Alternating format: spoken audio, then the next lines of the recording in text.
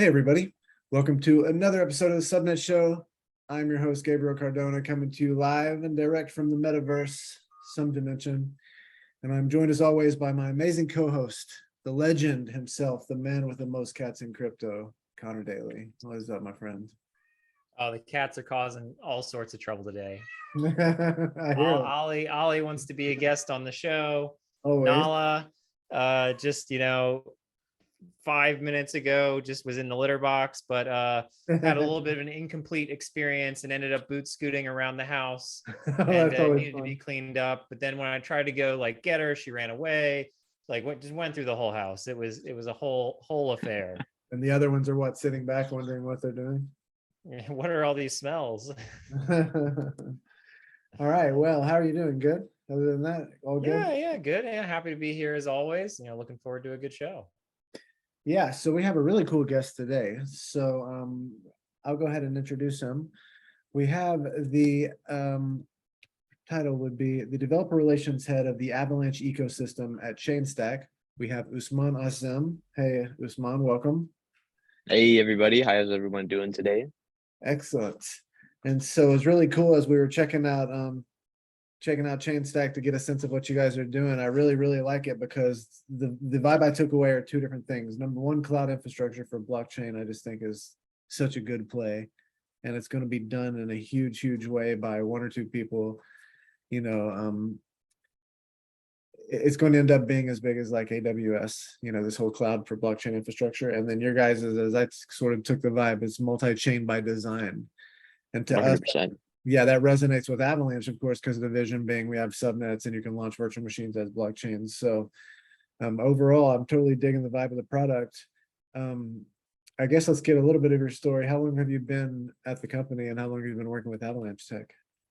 Yeah, definitely. So for about 5 months now, I've been at Chainstack, and for 5 months in Web 2, it might seem like a couple of weeks, but for 5 months in Web 3, it feels like almost a year, right? Mhm. I feel like we've grown so much in those 5 months that I've seen the company, at a certain stage, and now at the stage that we're at now, we're just constantly hiring, growing at this rapid pace. It's been insane. Personally, I got started in crypto and Web3 about maybe a year and a half ago. So when I was entering my third year of university, so I went to school at UC San Diego. I was heavily involved in like TradeFi, and so just like regular Web2 TradeFi, a lot of financial assets, a lot of stocks, bonds, things like that, and was heavily monitoring the financial markets there. And so I was actually even more funny. I was actually studying to be a lawyer, right? In school, I had no technical background. I wasn't even leaning towards technology at all. And so being involved in this financial industry while also having ambitions towards the law, right? There was one, just this whole, I always knew what Bitcoin was, just because I always saw it in financial markets, but I never really saw it as anything else other than like a financial vehicle, right? And so later on into like towards the middle part of my junior year, I started to get into understanding something called blockchain, right? And how the technology worked, how this technology was established, what its ethos is as a technology, and what it means for the future of the internet. And I start to realize that a lot of the main reasons that I wanted to be a lawyer, right? Data privacy, anti-censorship, individual empowerment, like all these different like virtues that I was like, yo, I'm going to fight the man, or I'm going to, fight for the man as a lawyer. I was realizing that Web3 was kind of doing that at scale in a multitude of different ways, right? And it really can change the way that the internet is controlled right now. So I was kind of torn.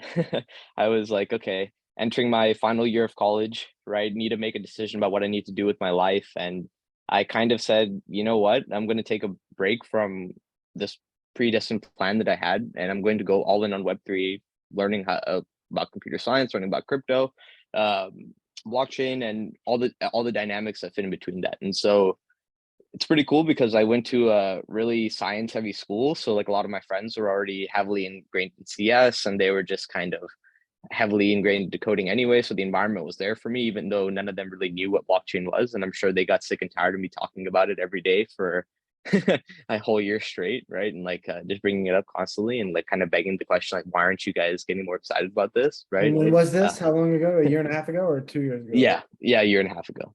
Okay. So Well, yeah, that it's was the been right quite the decision. That was the right yeah, decision. Nicely done. definitely, man. It was quite the decision, and it was quite the journey for me because coming from a non-technical background, jumping into a fully technical space, right? Some of the smartest individuals in this space are just the smartest individuals in the industry, point blank, right? And so, getting able to learn from them and getting able to see this whole different perspective from a technical perspective, it was huge for me, and it was intimidating at first as well, right? You hear about things like ZK snarks and you hear about things like even Avalanche subnets, right? As a beginner, you're going to start thinking, well, why do I need this if you don't even understand how the regular internet works in the first place? So it was a lot of laying the foundation for myself and kind of just um, really ingraining myself into tech and ingraining myself into the entire technology sector as a whole. And just like I would say, getting ingrained in Web 2 before I got ingrained in Web 3, What languages right? and And frameworks did you start with? Obviously, if you're doing the web, you're doing some HTML, CSS, JavaScript. We're using React. What was your stack? so funny enough, right? I was just so excited about Web3 that I jumped straight into Solidity. And I was like, I'm gonna take a Udemy course, right? We fell into tutorial hell before day one. And went right into Udemy. Started with a bunch of I started with a Solidity course, kind of went into multiple Solidity courses, then kind of started realizing that I need a full computer science education before I can really start tackling complex Solidity code. So I went back to the basics. I went HTML, CSS, JavaScript. There are some really good free courses out there. Jumped into a little bit of React, jumped into a little bit of Next, kind of got really familiar with Node.js, and then started realizing that my passions really lied more within the backend smart contract side of things. So I was okay, I'm definitely going to get once now that I have this fundamental understanding of what Web 2 skills are required and how they bridge over to Web 3, I got really ingrained in Solidity. Learned a little bit of Rust, played around with Truffle, Ganache, Hard Hat. Now really enjoying Foundry to test my contracts. Like it's been interesting. I didn't really realize before jumping into tech how many different tools in your toolbox you can have, right? Like you have this huge toolbox of different cool different things that you could use when you're writing code, and it's really interesting to me because I was never exposed to this world before. How long do you think it took you to get like fluent enough to work in tech?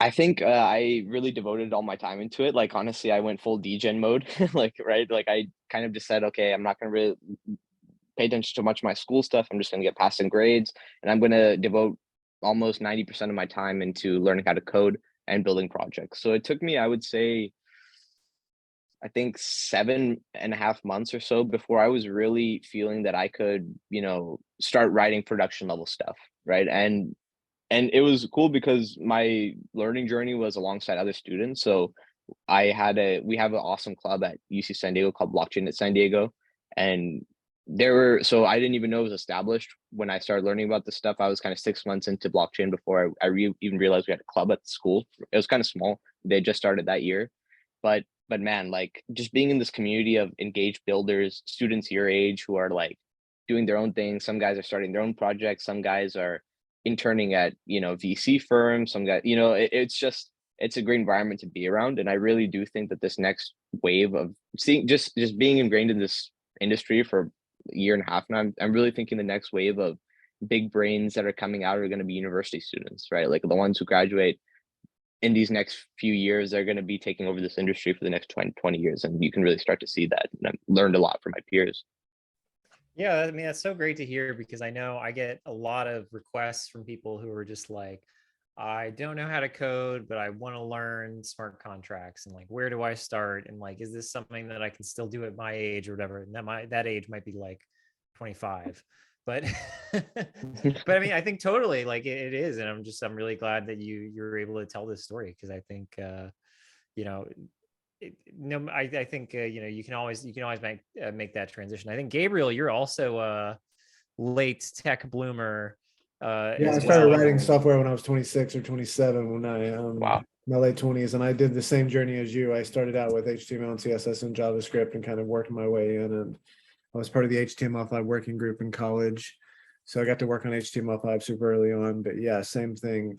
Everything is online now, right? I mean, everything is there. Right. So my next Right. question to you was, how much open source did you leverage? Presumably a lot, right? That's the other part of the 100%. revolution, right? It's like everything is free. And not only is it Libre, it's gratis, right? It's free as in beer and it's free as in speech.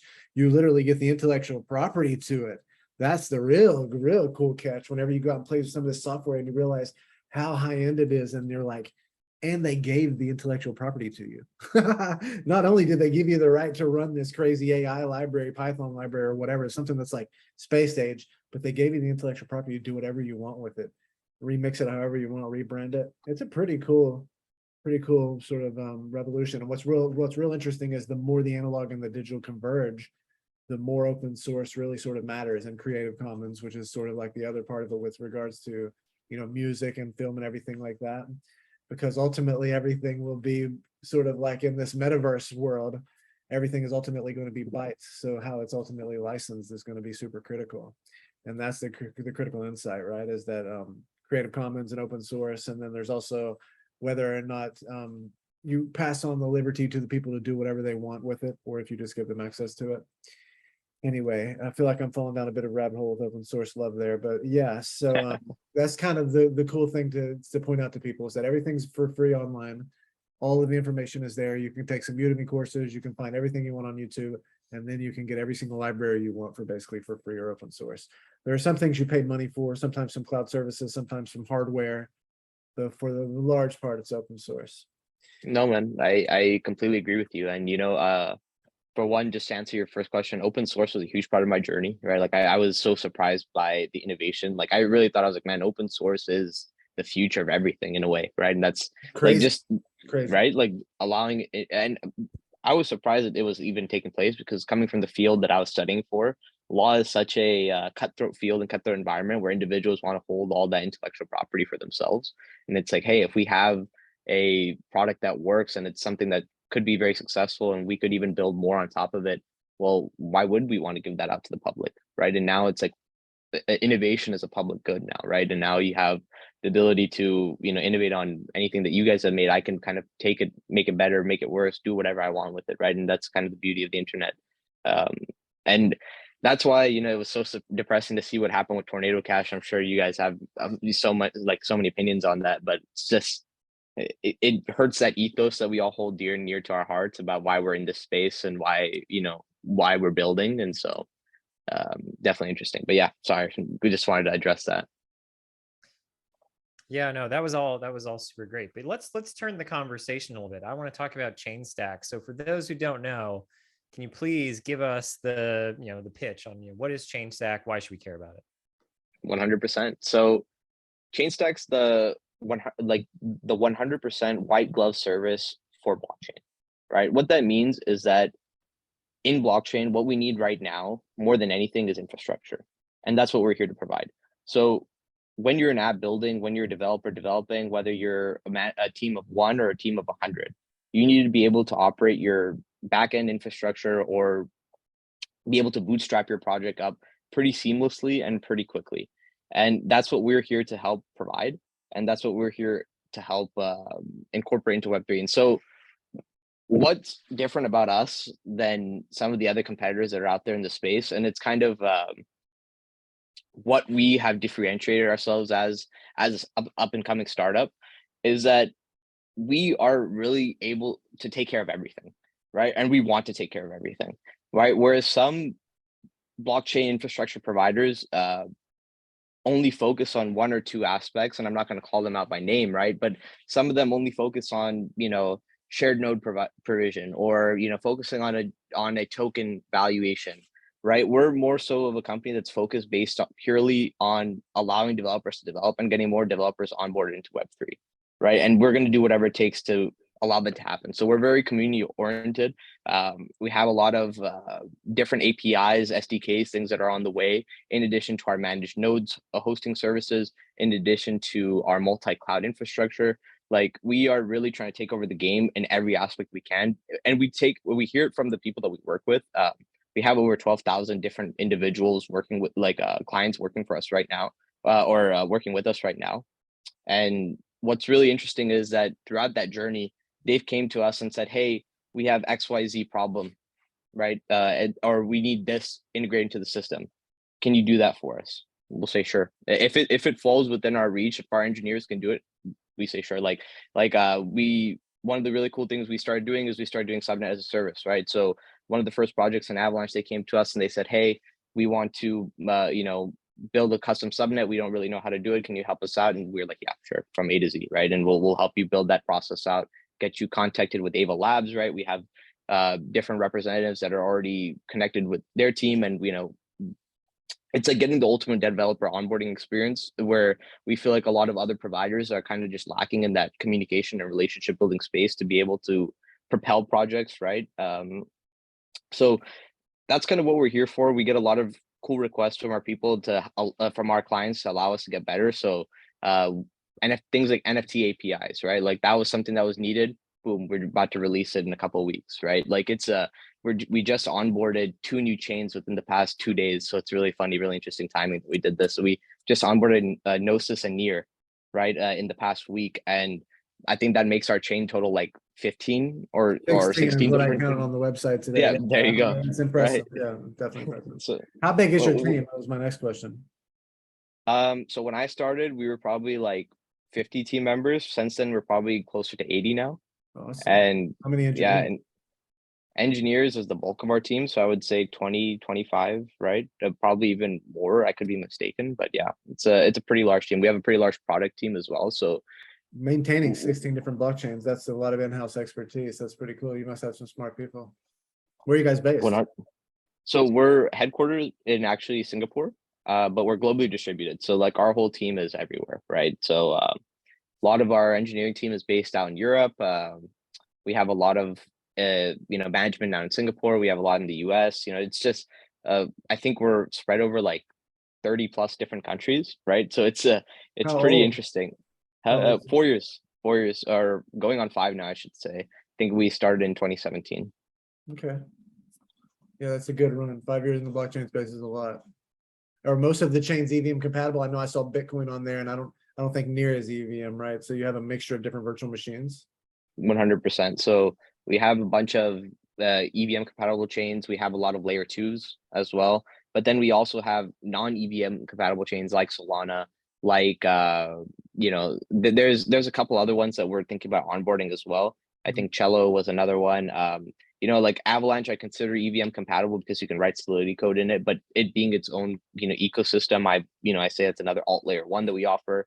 And just things like that, right? Like it's more so if we feel that there is a growing developer community on a specific chain, we're going to onboard it, right? It's just in our best interest, because for us as a business, or as a growth organization in Web3, the way we succeed is if our developers are succeeding, right? The ones who are building using our platform. So the more developers that we can onboard, the more easy we can make it for devs to kind of build in Web3. It's kind of like it's 2 birds, 1 stone kind of for us. So yeah, and I noticed you have a Covalent bundles with a lot of your services. So like whenever you were spinning up a subnet, you can launch an instance of the EVM, and then you can get Covalent, so you could do all kinds of data analytics on top of it. And then you guys have like this fast sync time, so you can sync the chain in just a couple of minutes. It definitely seems pretty cool. So let's talk a little bit about what you have on the Avalanche stack, and then let's talk about what the actual subnet as a service user experience looks like. I don't know if you can actually demo anything. I don't know if you came prepared, but I'd love to know more about what the UX looks like, but just strictly from Avalanche perspective. So what can I do? I can launch my own full node, presumably. Can I launch any of the chains, or is it just like an instance of Avalanche Go and I get all 3 chains? Right. So it really depends on what plan that you're on, right? So we have the 4-tier system, right? We have developer, growth, business, and then enterprise. Okay. And so depending on the level of the type of customer that you would want to be, you get certain, like, so with our developer plan, you get 3 million requests for free, and then then it's kind of paid per as you go. But then you get access to unlimited chains, right? So if you have our most beefed up plan, right, which is a lot of our enterprise customers, they do.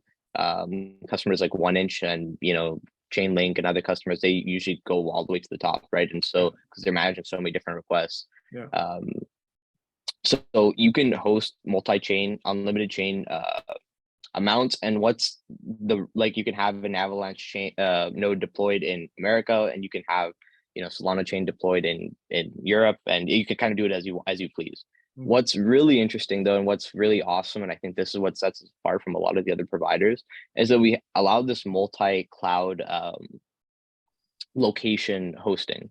And so that's really interesting, because at the end of the day, the biggest argument against outsourced node providers is that they're centralized, right? That their backend is being run on top of AWS, it's being run on top of Microsoft or Azure, it's being run on top of Virtuoso, or what other cloud provider there are in the market, right? But Google, exactly, right? And it's going to end up being controlled by the same individuals who control Web2. But the means in which that they're like the servers themselves, yeah, that could be a problem. But at the end of the day, there's no other infrastructure built out right now besides these heavyweight cloud companies, right? I know there are some really cool projects that are building in Web3 that are doing some cool decentralized cloud computing stuff. So hopefully they get big enough that we don't have to use these companies, like that, you know, companies can start moving away from, you know, centralized corporations. But if this is the way that we have to tackle it right now, we want to make it as decentralized as we can in that manner, right? So whereas other big node providers, they only host like AWS, right? Or they only host Azure. We let you choose from and we're 4 different cloud providers, and we're onboarding another one in the next coming months, right? Not only that, you can also choose different locations within each cloud provider. So it's like, whereas a pretty big name node provider will only allow you to do AW East and West, right? So you can only access the East and West side of the United States. We will allow you to have one in AW East. You can have one in AWS Europe, East Asia, you know, kind of decentralize your nodes that way. Even though you're still using the cloud in the backend, you can kind of position your nodes in the way that you want them to allow for more decentralization, which is kind of lacking in a lot of these other quote unquote decentralized node providers. So which services have you integrated? We're looking to, so we've done a lot of different cool stuff. Like we're doing IPFS as a service right now. I just mean like AWS, Google Cloud, Azure, like then what was the other one? Oh yeah. So we have AWS, we have Google Cloud, we have Azure, we have Virtuoso, and we are also launching I can't remember the name. I think it's like Blue Penguin or something, but like you guys might know better than me actually. But yeah, it's another up and coming cloud provider that we just wanted to kind of open up the scope. And you can also self-host too. So that's kind of also another cool option that like, hey, like you're like, hey, I really don't want to host with these providers, and you can self-host too. It's all up to you. Oh, interesting. Yeah. So I guess what benefits do you get if you self-host? I guess what is if you're self-hosting your node or whatever, I guess what benefits are you still getting from Chainstack? Is it like just you're hosting one node of several, or do you get other benefits? It's more so the customizability that you get out of it, right? Whereas you're getting, when you're working with a shared node out of the box with one of our, like, let's say our growth plan, right? It's going to be a lot more basic and, you know, generalized to the public. Whereas with a public node that you might have, with your own node that you might have already pre-customized, you might have grabbed an AVAX, you know, public RPC endpoint and kind of modified certain things in the JSON file to your liking, and you kind of plugged it in now to Chainstack. Well, now it's your custom endpoint there, right? Versus the endpoint that we provide you right out the box. And so, and enterprise, like, you know, I guess, you know, I from what I know regarding the pricing side, the more you pay, I think the more customizability you get anyway. So at the end of the day, a large enterprise client is going to want to customize their nodes, and they're going to want either dedicated nodes that are built just for their project specifically. And so kind of goes down that rabbit hole there. So who do you see your target customer base being? Is it enterprises? Or are you looking for more like smaller projects, or what are you guys thinking? Honestly, anyone building on top of blockchain, you come work with us, right? Like whether you're a customer or not, like really that's kind of just like the, you know, tagline. It's just we want more developers to be on board into Web3, because that's really where we're going to see innovation going through.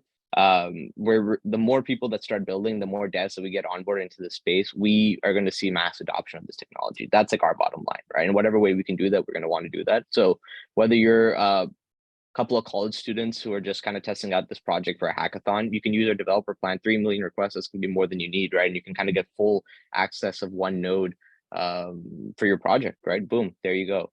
And let's say you're a startup kind of in your mid phases, you can kind of take one of our mid-tier plans and kind of do what you need and kind of have some custom bespoke support. If you want to do all the enterprise level stuff, you're one of these big name companies, you can come over to us. If you're a Web2 company, you're looking to do some really cool integrations. Like, I know our head of growth is talking to some really cool organizations, like some sports teams even, right? Like in the NBA and the NFL, to do some really cool, like, how can we get you guys on board into Web3, right? Like, it's like we're really trying to think out of the box here and trying to get more adoption. I think that's what Chainstack's trying to be all about. We're trying to be the de facto Web3 white glove service, whether that's for a Web3 corporation that knows what they need to do, or a Web2 corp that wants to come to us and say, hey, we need some help. We know what this blockchain crypto stuff is. Can you guys help us out? Boom, yeah, let's talk about it, right? And we're actually trying to get really big on education as well. So for me as a DevRel, and I know our DevRel team, we got some real, like, like awesome superstars on the team. Like, I think we're going to really start building out some awesome educational content. We're going to really trying to take that as one of our brands as well, because at the end of the day, how else can we onboard new devs into the space, right? Like, if at a certain point we can provide them the infrastructure that they need, but if we're not providing them the tools and the education that they need to even get started, then we're kind of missing that key piece of the puzzle here. So that's definitely in the roadmap as well. And so honestly, we want to be so that, like, you have a question about Web3, you're coming to Chainstack kind of situation. That's a good vision. How does your DevRel team work if you have 16 different chains? Do you yourself like work on multiple chains, or do you have one DevRel per chain, or how does that actually the responsibility break down? So I think grand vision is one DevRel per chain, right? So we're planning out and building out a pretty huge team, but currently we're kind of still scaling and still growing. So right now I handle 3 chains, right? And I think that's kind of how we have it split up All throughout. EVM stuff, or are you like the EVM guy? So right now I am on Avalanche, of course, that's my main, and then Tezos and Gnosis. And so I think I might be getting Optimism and Arbitrum coming up soon as well, like just seeing how we scale and stuff. How Then, do you come we up to got, speed on a blockchain in a fast, efficient way? Do you guys have formalized processes, or do they just dump you in the deep end and say, good luck, dude? it's been interesting. We're a startup, so the environment's like, kind of just get moving, get it integrated, get learning, right? So we're us being this kind of pioneering team for the DevRels, we're kind of setting that framework of how to learn, how to kind of get integrated into an ecosystem, how to get integrated within the community members within that ecosystem, how to build relationships and with developers within that ecosystem, not just kind of throw you in and start acting like all about an ecosystem and not really do, right? So it's kind of a formal education process for even our own internal team that we're trying to develop. And we're just kind of seeing what works, right? Like, for me, been here for 4 or 5 months, been an awesome journey, been learning a lot, right? Like, kind of going into the Avalanche space. Like, I was big on Avalanche before, like, just as a side chain. I didn't really, I kind of heard about you guys first when Subnets came out in February, and then was really like interested. And then because I was always an EVM guy, right? Always an EVM guy. But then, and I wasn't a big fan of layer 2s and this other scalability issues that were with Ethereum. And then I was like, okay, holy, subnets, this is going to be insane. This is how we're going to be able to scale. This is how mass, enterprises are going to be able to offload some of their work, right? It's going to be huge, right? And so I was already very interested. And so deep diving into the Avalanche community has been awesome. It's been like really rewarding. I feel like that's why it's my, favorite chain to be on. It's been like, you guys as Able Labs, you guys do an amazing job of really integrating with the projects that are working on your chain. Like, I've noticed that in Avalanche more than any other chain I've been a part of, right? Like, whether that's Solana, regular Ethereum, even the layer 2s, like, just if there's a good project out there, the Able Labs team will be there to support them. And I feel like that's a great feeling to know. And yeah, man, I think we're really trying to eventually have this team be like 20 different people, because we're like on plan right now to launch 3 different chains a month, right, for the next couple of months. And so that's going to be a lot of new users, not a lot of new developers, and it's going to be a lot more traction, right? And we want to be able to kind of encompass this entire ecosystem, and to be able to do that, we need DevRels and each developer community kind of living in those ecosystems. Are you Do you guys doing count subnets in that number, or like, Yeah, how right. many chains are there left? I know, right? I feel like so subnets. I don't know. We just kind of look at like Avalanche and then Avalanche subnets, right? Like we worked a lot with Swimmer Network when they were building out their subnet, and so we viewed that as a completely separate project where it was like, okay, we have our Avalanche team, but now we're gonna have our Avalanche subnet Swimmer Network team, right? And they're gonna just be working on Swimmer Network, helping them out, helping those guys out with whatever they can, and so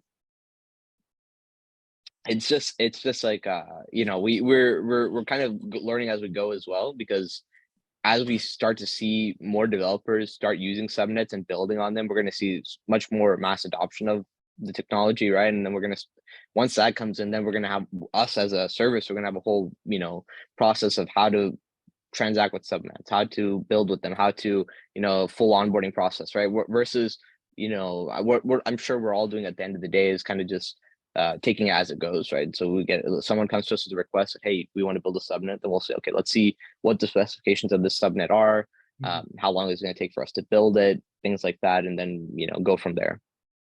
So what did you do for Swimmer Network? We did a lot of the initial integrate, like I believe from what the conversations were, it was a lot of the initial configurations on how things were going to kind of be laid out within the network, how it was going to be transacted upon. There were a lot of internal conversations with our head of gaming and Swimmer Network. I think they have a pretty close relationship, but like me personally, I don't think I was here around that time. Yeah, fair. That was back in like April. Yeah, they were just closing off on that deal, I think, right then and there. But it was when I came on and I heard that, I was like, man, that's super awesome to hear, right? And I think we're looking to kind of do more stuff like that. Like we didn't build it out for them at all, right? For sure not. Like those guys did some amazing work with their tech. Like we were just flying the wall really. But at the end of the day, working with these kinds of awesome people who are building things like Swimmer Network subnet, that's going to help us understand what it takes to build the next subnet, right? Or the next one. And so it's been a great experience. You guys see my screen? Yes. Yeah. I absolutely love this slide. So this is, the C chain and the gas price over time. And then you can see when the Swimmer Network went live here and the gas price flatlined, because at this time, the Swimmer Network is doing like 1/3 of all traffic. So when they moved their traffic to their own subnet, all of a sudden, all of that bandwidth and execution time on these validators was freed up and the gas dropped. And this is the perfect example of how Avalanche is going to scale horizontally with application-specific blockchains. Every single dApp will just launch on its own blockchain. And so there will never sort of be a backup where one single, virtual machine is running all these different dApps like we can see here. This is pretty sweet. That's insane. And it just goes to show how powerful offloading your, execution stuff to a subchain is going to change the way that we look at stuff. So very exciting. So what does the process look like if somebody comes to you and says, we want to work with Chainstack on building a subnet? So yeah, like what can you guys provide? What does that process look like? So if people are kind of thinking about building a subnet, yeah, what's your pitch? 100%. So you come to us to build a subnet, you're basically asking us to do everything that you want for this subnet and, have all the customizations that you want in place, and we'll build it out for you, right? And in that process, because we want to make that experience for that individual as easy as possible. So you can come to us, you can say, hey, I want to build this subnet with these gas specifications, be able to execute transactions with this currency and this currency, be able to have it be displaced across these many nodes, right? Like these many validators. And it's kind of all dependent on what that individual wants and what they see the future of their subnet being. And based upon that, we get our product team working right away, and then they kind of go gung-ho on it, and they, engineers, product team, they build. I think we have like a 2-week time period where it takes, and then you kind of just make your specifications as you go. And it's not just like a one-time relationship, it's like a long-lasting time period, right? So you have subnet, you're looking to expand, you're starting to see traction come very quickly, and you say, hey, we're having a lot of user growth, we want to be able to expand our validator nodes even more, we want to be able to add more nodes to the subnet, we want to be able to do all these different things that we didn't think were possible before, right? Like you guys come up with some new configurations, we want to incorporate these new configurations that we didn't have before, and that's kind of what we're there for, to kind of like be that hand-holded service that's with you every step of the way, building. It's kind of a long-lasting relationship, right? Because if you're building a subnet through us, you're most likely going to be using one of our plans to be able to transact all your transactions through, right? So we're going to be there anyway, even after the subnet's built out from you, and we're going to be able to support you with further configurations or just upholding that subnet that we just built. Very nice. Yeah, so it's very much like a consulting gig in that way. Yeah, Cool. That's for pretty sure. cool. So, you want to give a shout out to anybody on your team? Yeah, man. I mean, shout out to our CTO, Eugene. I've worked for many people. He's one of the most driven founders I've worked under. Very cut and dry, right to the meat and potatoes of the issues, like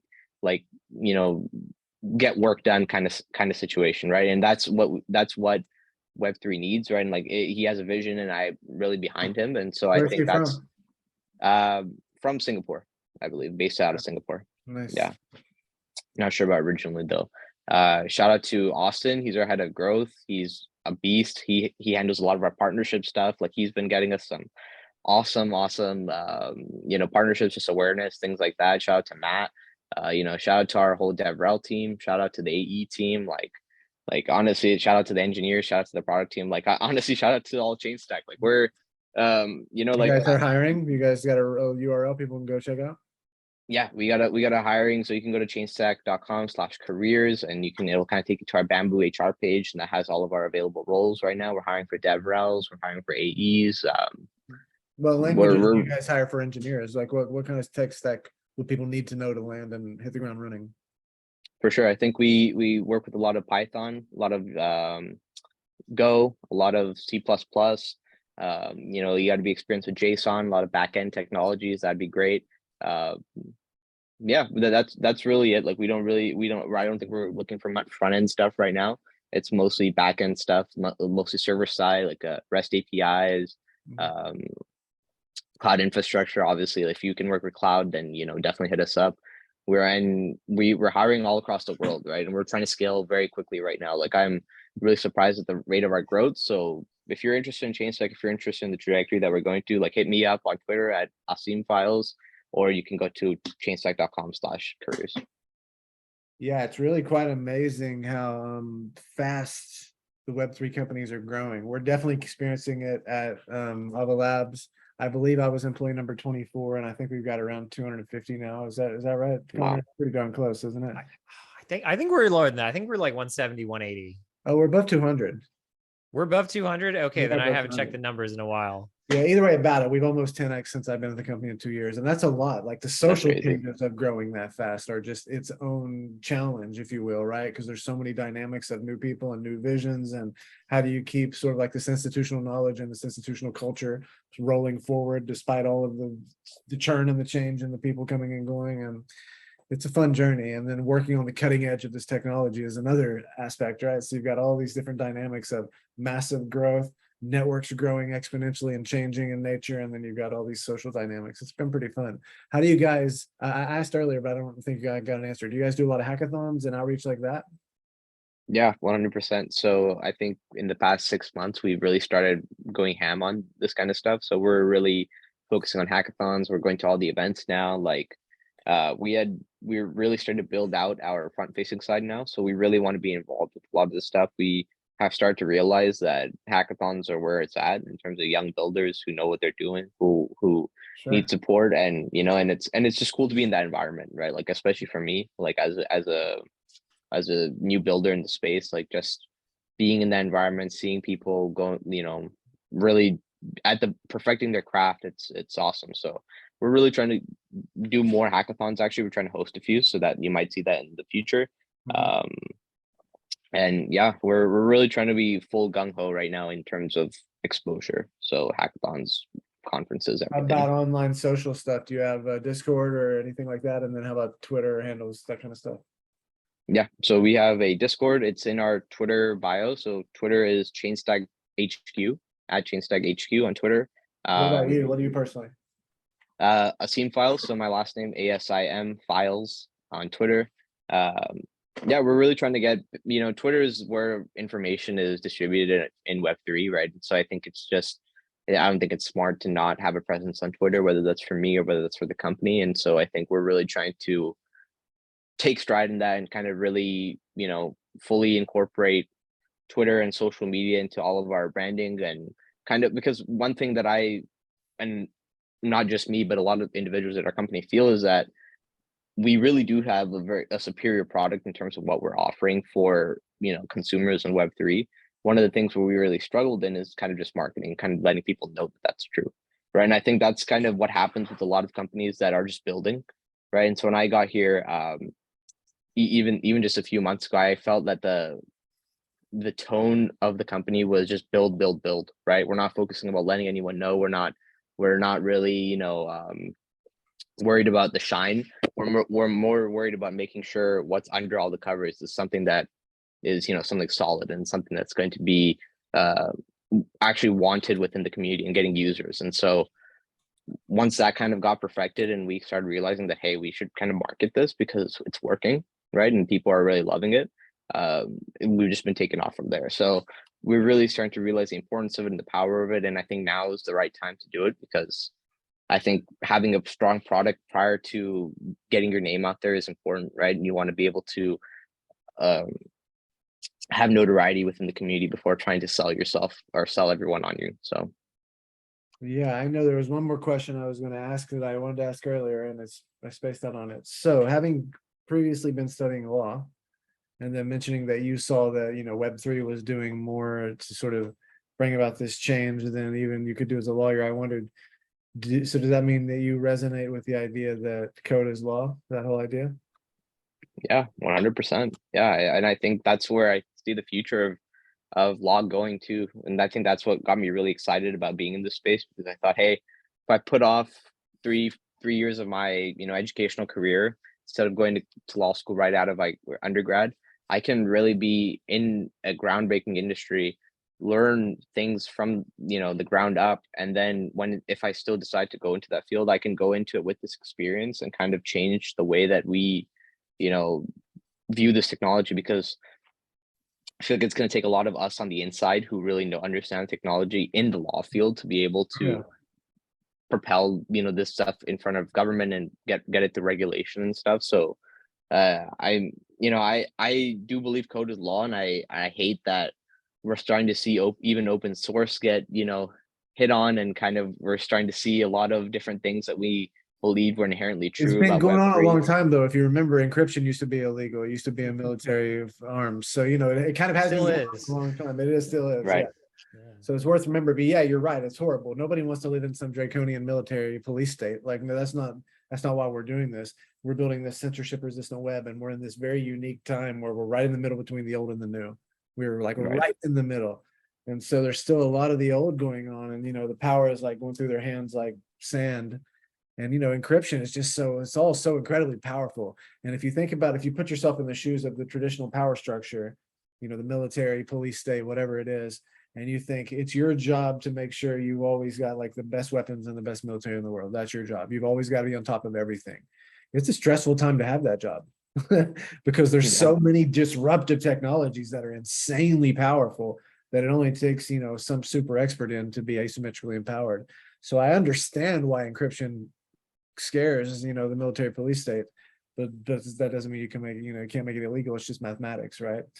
And Right. it's just an interesting time to be alive with regards to that. But yeah, it's very unfortunate with Tornado Cash and all of this stuff that's happening. We're witnessing right now.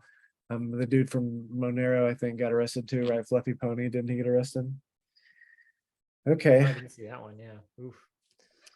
All right. So I think that's it from myself. You guys got any final points, final thoughts?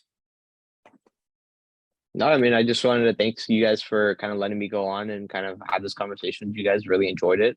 I have a question if we still have some time for you guys. Yeah, sure. Go for it. So, as a builder in this space, right, I'm not, I really value just that builder mindset in Web3 and kind of how everyone's kind of building things that we haven't seen before with this technology. And I think that's what really got me excited about it.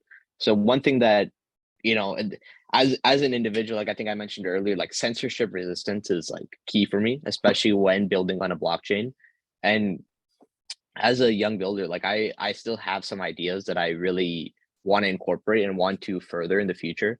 And Avalanche, the more I've learned about it in the past 6 months, the more I've kind of felt that it's that chain for me. If you know what I mean, and it's kind of where I feel Yeah, like I man. should start building. How do you feel about like that censorship resistance aspect when building on Avalanche, or maybe even building on a subnet? Sure.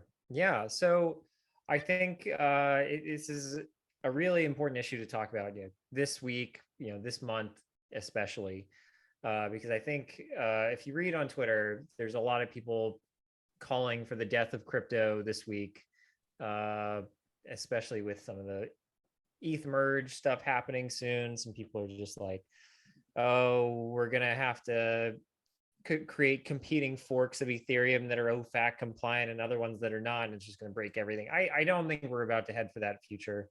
I think it's really tough. There's a lot of like legal stuff going on here that is really complicated and not something that I can speak authoritatively on.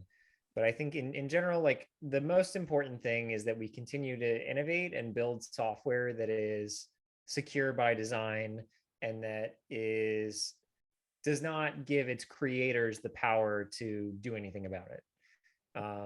So, like Signal is a great example.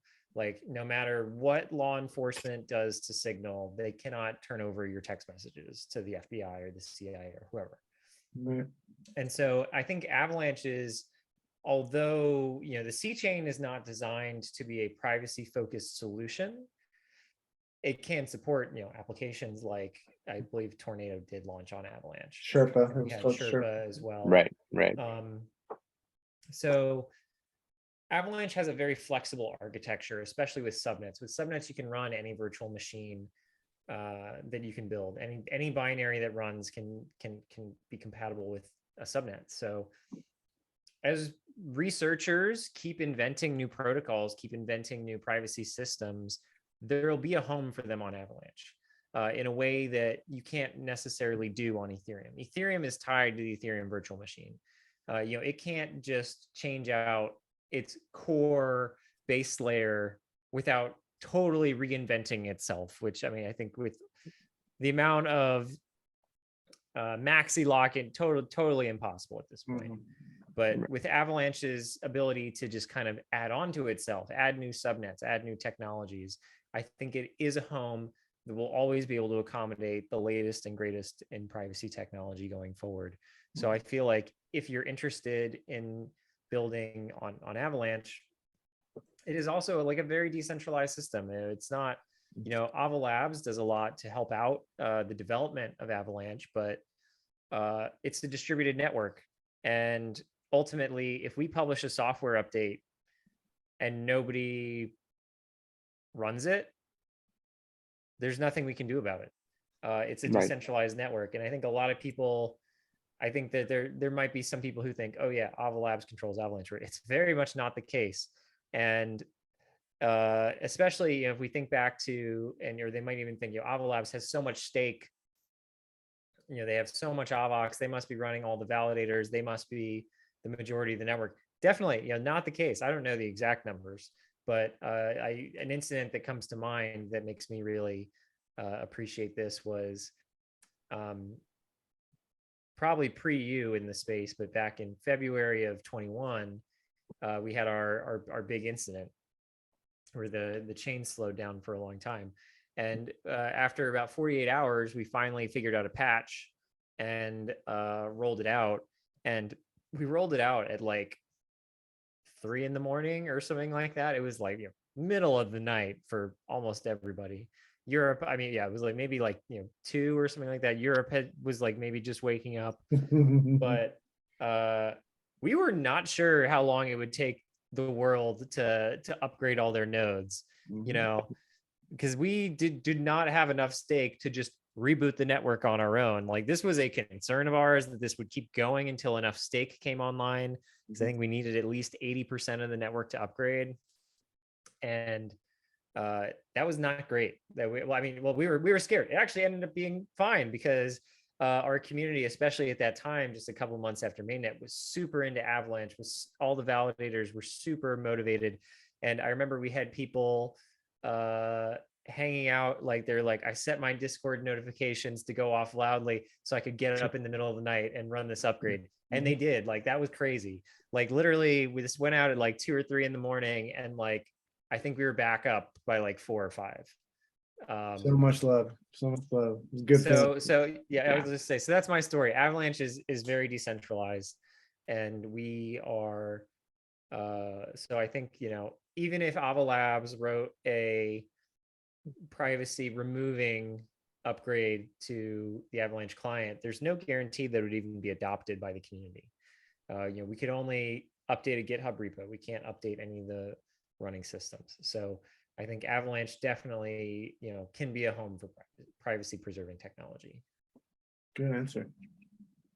Definitely. Yeah, that's awesome. Very exciting. Gets me excited about building. So Yeah. Excellent. All right. So Connor, you want to let people know where they can find you online? Yeah, you can find me and all of my cat pictures on Twitter at DAS_Connor. That's DAS_CONNOR. The proper way to spell Connor, I might add. Awesome. Thank you so much. My name is Gabriel. If you made it this far, you know you are an absolute block star and a champion. Thank you so much. We will be back next week. We've got a very, very interesting guest coming on to tell us about a very cool DApp for the EVM that allows you to basically revoke contracts on the RC20s. And so one of my good friends who used to be with me at Bitcoin.com, he created the Cash script language. It's going to be very, very exciting. So be back same time, same place next week. You can find me on Twitter at CG Cardona. That's CGCARDONA. So we're going to sign off as always, from Snowflake to Avalanche and through consensus to the stars. Peace, everybody. I guess.